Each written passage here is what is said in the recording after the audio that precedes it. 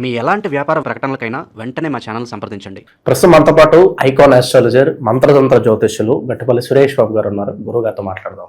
నమస్కారం గురుగారు. జై శ్రీమన్నారాయణ. ఏప్రిల్ మాసం విశేషంగా మిథున రాశి వారి స్థితిగతులు ఏ విధంగా ఉండబోతున్నాయి, వీళ్ళకి ఎదురయ్యే లాభ నష్టాలు, మంచి చెడులు ఎలా ఉండబోతున్నాయి, ముందుగా వీళ్ళ ఆర్థిక స్థితిగతి కావచ్చు, ఉద్యోగపరంగా వ్యాపార పరంగా ఎలా ఉంటుందో తెలియజేయండి. ఖచ్చితంగా ద్వాదశ రాశుల్లో ఒకటి మిథున రాశి. మిథున రాశి వారిని మనం గమనించినట్టయితే కనుక మంచి చాకచక్యంగా కనిపిస్తుంటారు, అందంగా ఉంటారు, కొంచెం రౌండ్ ఫేస్తో అట్రాక్ట్ చేస్తూ ఉంటారు. ఎవరైనా ఎక్కడికైనా వెళ్ళాలి అంటే రిసెప్షన్ చూసి అలా ఆగిపోతారు చూసారా, అలానే వీళ్ళు రిసెప్షన్లో ఉంటే కనుక ఇంకా అవతలకి వెళ్ళేటువంటి అవసరం ఉన్నదనమాట. ఇక్కడే మాట్లాడేస్తూ ఉంటారు. ఇక హెయిర్ ఫోర్సెస్ గాను, వీళ్ళు హెయిర్ కోస్ట్ గాను ఎక్కువ మంది పని చేస్తూ ఉంటారు అనమాట. ఎక్కువ పుట్టిన దగ్గర కాకుండా వేరే దగ్గర సెటిల్ అవుతూ ఉంటారు. అలాంటి మిథున రాశి వారికి ఈ మాసం ఏప్రిల్ మాసంలో మిథున రాశి వారికి మిశ్రమ ఫలితాలు ఉంటాయి. ఎందుకంటే కనుక మాసం వీరికి సగం కలిసి వస్తుంది. ఏప్రిల్ మాసం వీరికి అద్భుతంగా కాకపోయినా సగం అయితే కలిసి వస్తుంది. ఇక మిథున రాశి వారికి అయితే ముఖ్యంగా వారికి మార్చి బాగా కలిసి వస్తుంది.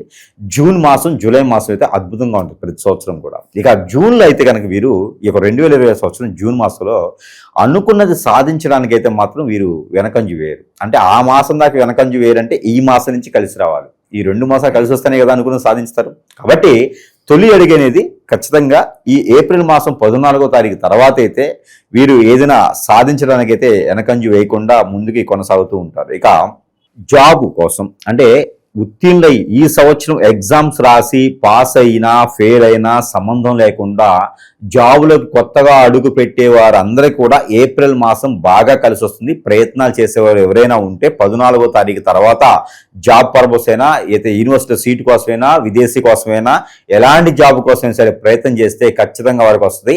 అడ్డమైనటువంటి వీడియోస్ కానీ, భయభ్రాంతులు చేసేటువంటి వీడియోస్ కానీ వినేసి ఈ హోమే చేయాలి, ఈ పూజ చేయాలి, ఇది చేయాలి, నాకు ఇంతలా డబ్బులు ఇస్తేనే నీకు పని అయితే దానికి ఎక్కడ లేదు.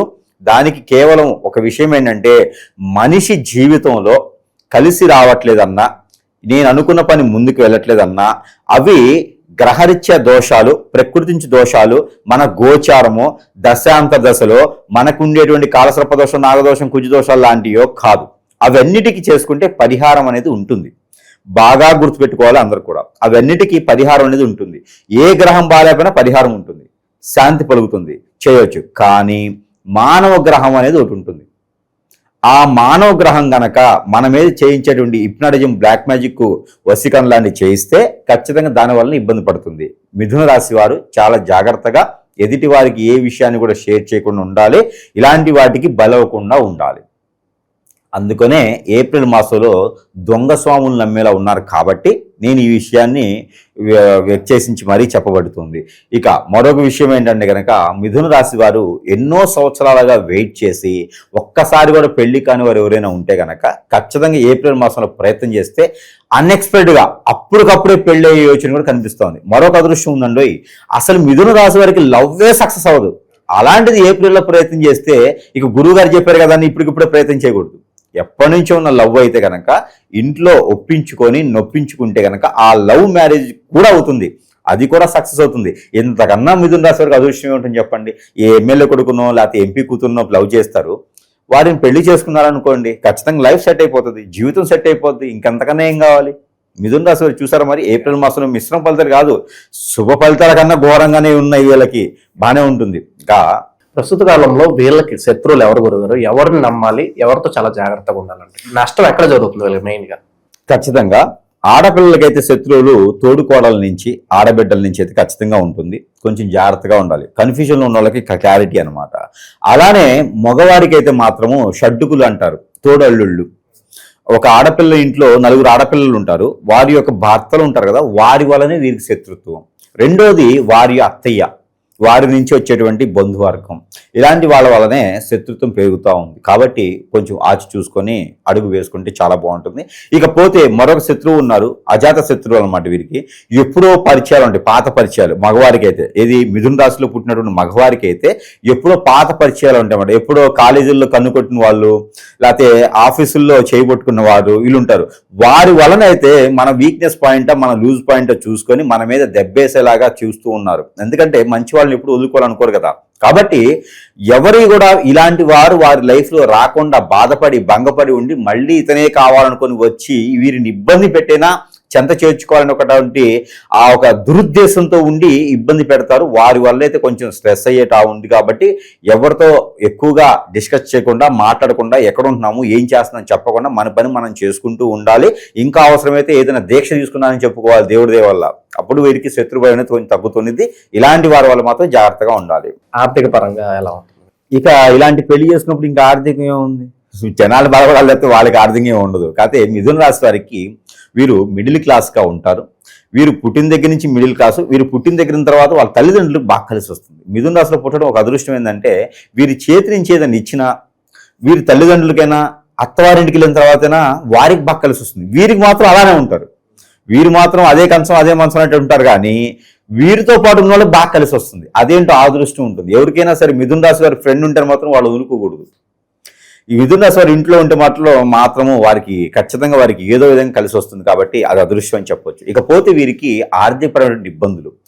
ఎవరికైనా వీరు డబ్బులు ఇచ్చారనుకోండి, ఈ మాసంలో ప్రయత్నం చేస్తే 14వ తారీఖు తర్వాత వసూలు చేయొచ్చు. అడిగితే డబ్బులు ఇస్తారు. ఆరోగ్యపరంగా అయితే కొంచెం ఇబ్బందికరంగానే ఉంది. ఆస్తమా లాంటి ఇబ్బందులు కలిగిస్తూ ఉంది. ఇక కొత్త రకమైనటువంటి వనరులు, కొత్త రకమైన వరవడి, కొత్త రకమైనటువంటి రంగాల్లో కూడా ఈ మాసంలో అడుగు పెట్టవచ్చు. 2వ తారీఖు తర్వాత, ఏప్రిల్ 2వ తారీఖు తర్వాత ఎలాంటి రంగాల్లోకైనా అడుగు పెట్టడానికి అయితే సానుకూలంగా ఉంది. కాబట్టి ప్రయత్నం చేయొచ్చు.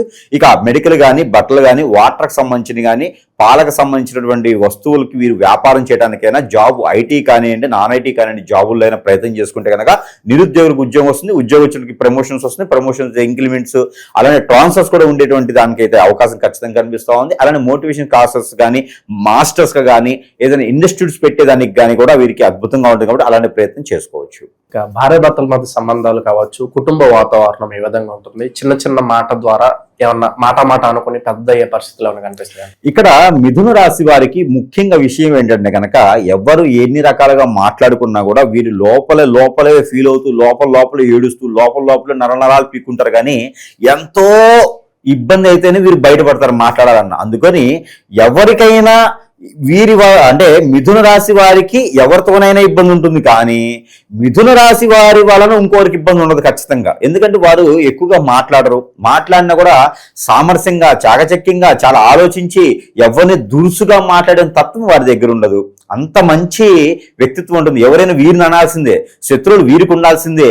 అందుకని భార్య అయినా భర్త అయినా మిథున రాశిలో ఉన్న వారికి అయితే ఇబ్బంది లేదు. కానీ మిథున రాశి వారి వలన ఎదుటి వారికి ఇబ్బంది లేదు. కానీ వారి వలనే వీరికి ఇబ్బంది ఉంది. కాబట్టి కొంచెం దేవుడి దేవల్ల అనుకోవాలి, దండం పెట్టుకోవాలి అంతే. ప్రతినిత్యం కూడా దేవుడి ఆరాధనలో ఉండాలి. ఈ యొక్క కష్టాలు అనేది భార్యాభర్తల మధ్యన వీరికి స్ట్రెస్ వచ్చేలా చేయకూడదు. ఎంతైనా పడుతున్నారు కదా అని చెప్పేసి ప్రతి పరంతా కూడా నెత్తినేయకూడదు కదా. అందుకని ఎదుటివారు జాగ్రత్తగా ఉంటే మంచిది. వీరికి ఉగ్ర రూపం. ఒకసారి కోపం వచ్చిందనుకోండి, ఎదుటివారు ఖచ్చితంగా వారు ఏదోటి ఇరిగిపోతుంది. కాబట్టి వీరికి కోపం వచ్చేంత స్థాయికి ఎదుటివాళ్ళు రాకుండా సరిపోతుంది. ఓకే. అలాగే వీళ్ళకి ఈ నరఘోష, నరదిష్టి బాగా ఎక్కువగా ఉందన్న, శత్రువుల నుంచి బాగా ఇబ్బందిగా ఉంది, తట్టుకోలేకపోతున్నాం అనుకున్న, ఇంట్లో చికాకు ఎక్కువై డిప్రెషన్ ఉన్న పరిస్థితులు ఉంటే ఎటువంటి పరిహారాలు చేస్తే బాగుంటుంది? ఖచ్చితంగా వీరికి ఉన్నటువంటి గుండ్రంగా ఉన్నటువంటి పరిస్థితి ఉంటుంది. కాబట్టి వీరికి ఒక గుమ్మడికాయ అయితే చాలా బాగుంటుంది. ఈ మాసంలో బాగా మిశ్రమ ఫలితాలు కూడా ఉన్నాయి. కాబట్టి గుమ్మడికాయ ఒకటి, మంచి గుమ్మడికాయ తీసుకోవాలి. ఈ మంచి గుమ్మడికాయ తీసుకొని పగలగొట్టుకొని కూర వండుకొని తినాలి.